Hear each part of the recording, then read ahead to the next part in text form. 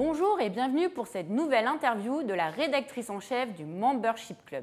Comme vous le savez déjà, le Membership Club est un club très sélect de patrons et de dirigeants du tourisme qui bénéficient d'avantages exclusifs.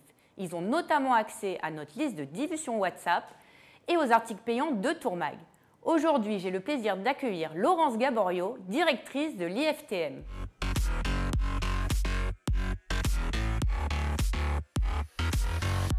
Bonjour Laurence, bienvenue sur notre plateau. Bonjour Céline, je voulais déjà, avant de parler d'IFTM, déjà vous remercier, toute l'équipe de Tourmag, d'être la rédactrice en chef du mois. Je suis ravie d'avoir échangé avec toute l'équipe éditoriale et la qualité des échanges a été très agréable et j'espère avoir aidé à faire évoluer également Tourmag et l'évolution de la presse, puisque c'est jamais très simple dans la profession. Le sujet principal, c'est quand même l'IFTM, et du coup, c'est vrai qu'il va y avoir pas mal de thématiques cette année. Est-ce que vous pouvez nous en dire un mot ? Alors, il va y en avoir beaucoup. L'édition, déjà, est un petit peu avancée, donc on a lieu mi-septembre, et puis il y a une grande thématique, et la thématique 2024 est Nouveaux horizons, unissant nos responsabilités. Alors, c'est pas un hasard si on fait le choix de cette thématique, parce qu'on souhaite valoriser à la fois les responsabilités individuelles, mais également collectives, se projeter, se donner des repères, essayer de voir à l'intérieur de l'écosystème, mais également à l'extérieur, pour être capable de copier avec fierté.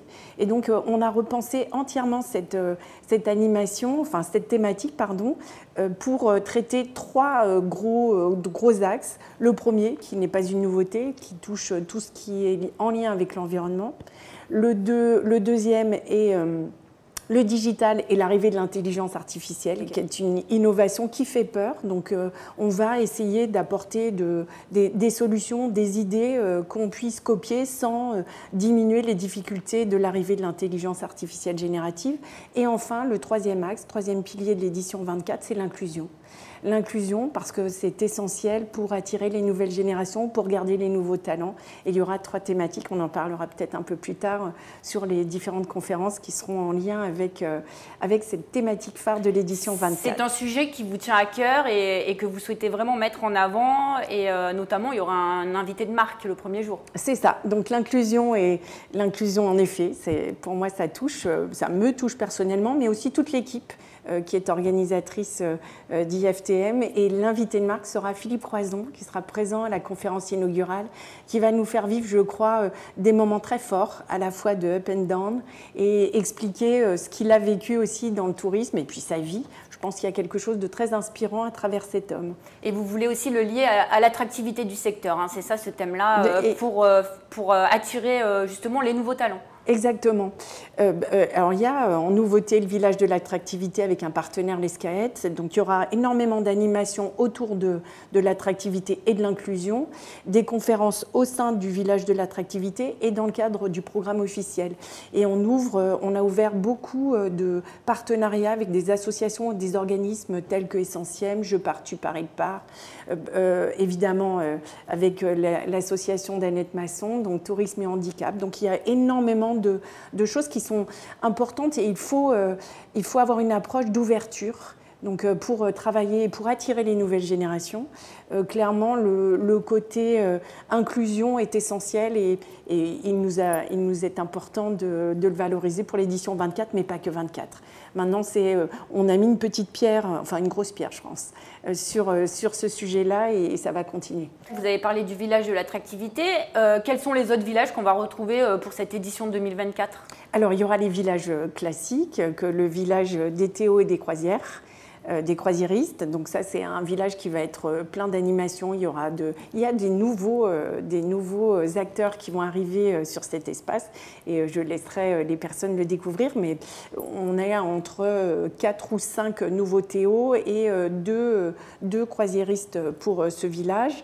On retrouvera le village du Club Affaires, donc lui aussi ça a été, je vais dire même sold out depuis pas mal de temps, des nouveaux acteurs et je pense qu'il devrait y avoir une très belle énergie avec l'AFTM, l'APK et GBTA. L'AFTM, on a monté un très joli programme avec Marie Alentaz et j'espère que ce sera de la même qualité que l'année dernière. Enfin, en tout cas, sur le programme. Ça va tenir ses promesses. Oui, ça devrait tenir ses promesses. En autres animations au village, on a le village du maïs et puis on a un espace dédié au tourisme responsable. Et puis il y a le village des nouvelles techno. Donc ça c'est pareil, c'est un espace qui a été repensé cette année. Qui devrait faire vivre un parcours immersif. Là, un joli partenariat avec Theta. Et donc là, il y aura un parcours où on aura à peu près 5 ou 6 animations, soit de réalité virtuelle, soit d'hologramme, soit le logiciel La Vitre, ou tout ce qui est en lien avec l'intelligence artificielle.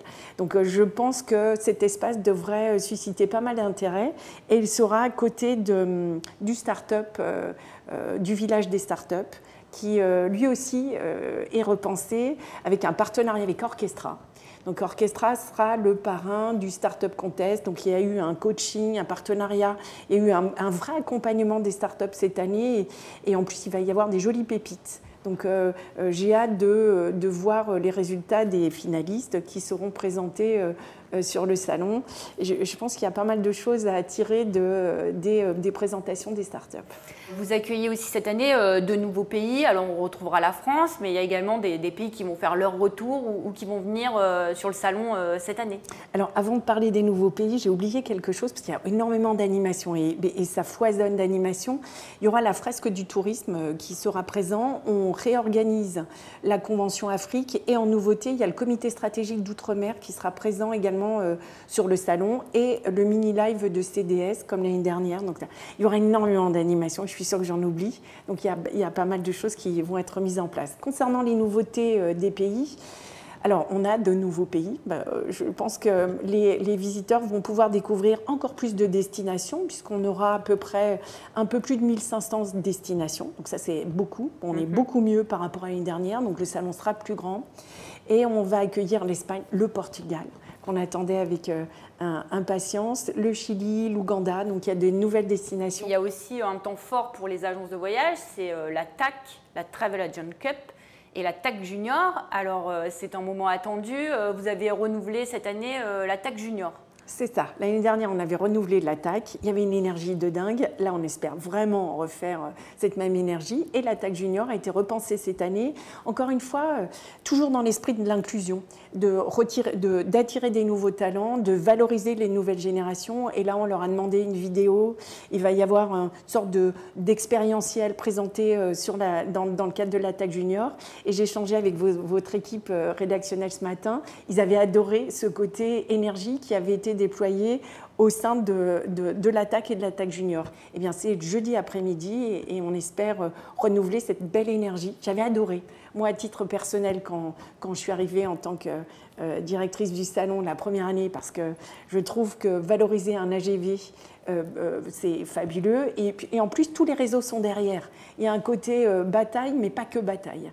Il y a un côté échange, valorisation, la fierté d'appartenir à cette profession. Et là, elle est vraiment valorisée.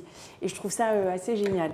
Et pour revenir encore par rapport aux AGV, il y a un lounge. Et cette année, en nouveauté, le lounge est à côté des conversations. Donc, les conversations, juste pour vous rappeler le concept, c'est un espace dédié pour eux où il y a 1 ou 2 AGV avec un expert qui échange sur une problématique et il y a des retours d'expérience avec d'autres AGV. Comment peut-on trouver de nouvelles solutions par rapport à des problématiques du quotidien ? Et une fois qu'ils auront terminé leur conversation, hop, ils vont dans leur lounge faire soit leur rendez-vous ou prendre un café ou même travailler parce que la continuité du travail, parce que le voyage ne s'arrête pas pendant le salon. Donc, ils vont pouvoir continuer à travailler dans le cadre de ce lounge qui est sponsorisé par MSC. Vous avez également déployé un programme Top Acheteurs et Top Acheteurs internationaux. Est-ce que vous pouvez nous en dire un mot là-dessus ?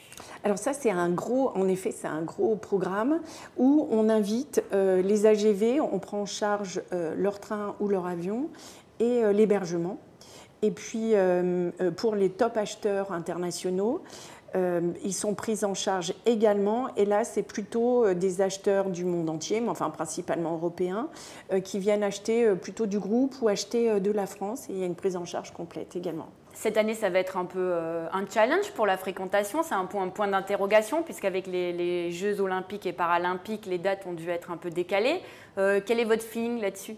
Alors mon feeling, il est bon, hein, mais c'est vrai que cette année, l'activité était quand même un peu en dents de scie. Nous, quand on regarde nos préenregistrés, on est bien, on était alignés par rapport à l'année dernière. Et j'espère, je croise les doigts, être au même niveau que l'année dernière. Mais en effet, on est avancé 3 semaines en raison de l'organisation des JOP. Donc on va ouvrir le salon le 17 septembre. Quel est cette année le pays à l'honneur? Alors, on n'a pas de pays à l'honneur. En revanche, on a un travel partner qui est Maroc. Donc, c'est avec grand plaisir qu'on va retrouver le Maroc, terre de lumière. Compte tenu de la situation politique, qui va inaugurer le salon cette année? C'est une très bonne question. Alors, l'inauguration, donc je le rappelle, c'est le premier jour à 9h45. Il va y avoir des choses assez fortes avec quelques nouveautés et des surprises. Pour l'instant, on n'a pas de ministre et on a cette capacité d'être suffisamment agile pour inviter le nouveau ministre qui sera présent au moment du salon. N'oubliez pas, donc 17, 18 et 19 septembre. Porte de Versailles à Paris. Porte de Versailles à Paris. Merci beaucoup Laurence, merci à vous et je vous donne rendez-vous pour une nouvelle interview du rédacteur en chef du Membership Club.